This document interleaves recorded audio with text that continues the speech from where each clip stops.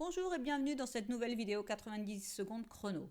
Nous allons ensemble faire un point rapide vocabulaire sur les terminologies spam, phishing, spoof, impersonnation. Alors commençons par le spam. Le plus simple et le moins problématique. Le spam, c'est du bruit. C'est simplement un mail qu'on n'a pas envie de recevoir, mais logiquement, il n'a pas un caractère malicieux. Le but d'un spam, ça va être de me faire aller sur un site web sur lequel je n'ai pas forcément envie d'aller, ou alors de me faire acheter quelque chose que je n'ai pas vraiment planifié d'acheter. Mais c'est important de dire, le spam, c'est du bruit.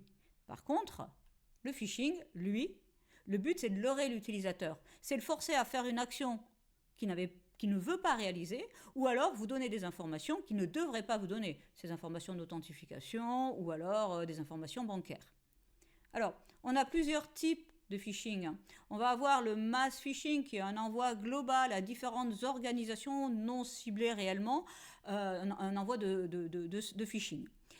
Le spear phishing, à ce moment-là, l'attaquant, lui, il va faire travailler, il va faire des recherches, il va déterminer, par exemple, qui est le global admin, qui est la personne des ressources humaines.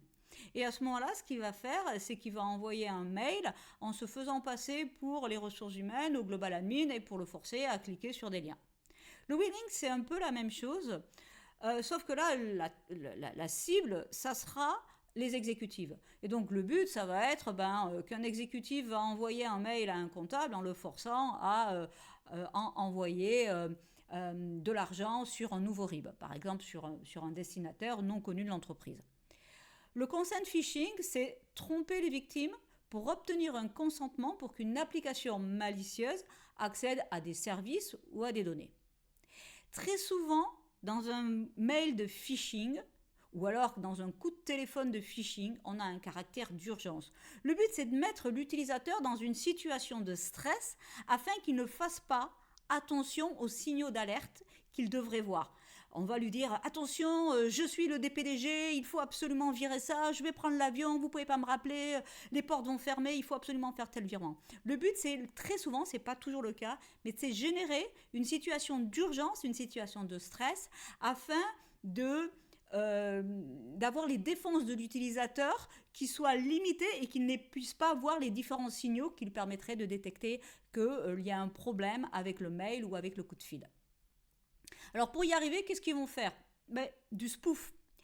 Le spoof, c'est important, c'est se faire passer pour le nom de domaine exact. C'est-à-dire, par exemple, envoyer un mail en utilisant un nom de domaine authentique mais qui ne nous appartient pas. Pour se protéger, ça va être l'authentification de mail, c'est-à-dire SPF, DKIM, DMARC. Parce que le nom de domaine ne nous appartient pas, donc on n'est pas en mesure de configurer des éléments qui vont faire que le mail sera valable.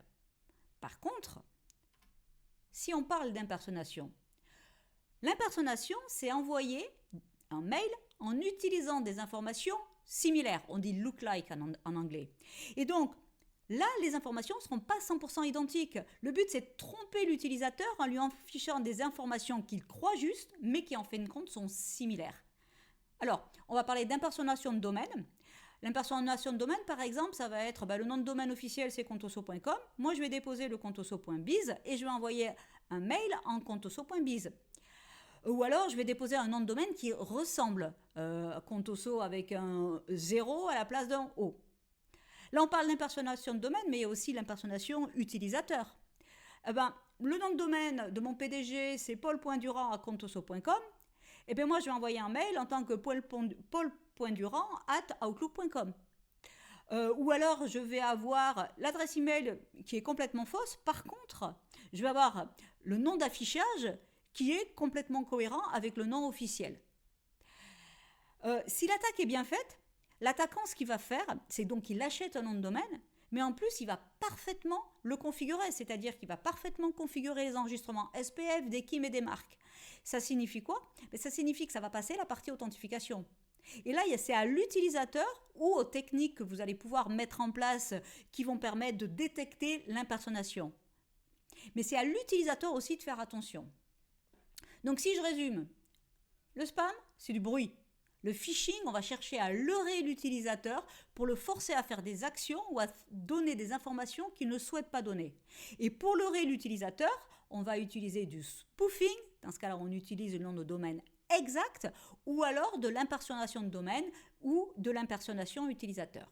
Et si on rapproche ça des technologies Microsoft, le spoofing, on va le combattre avec l'anti-spam, et l'impersonnation de domaine ou l'impersonnation utilisateur, on va le combattre avec la partie impersonnation qui est inclue dans Microsoft Defender for Office.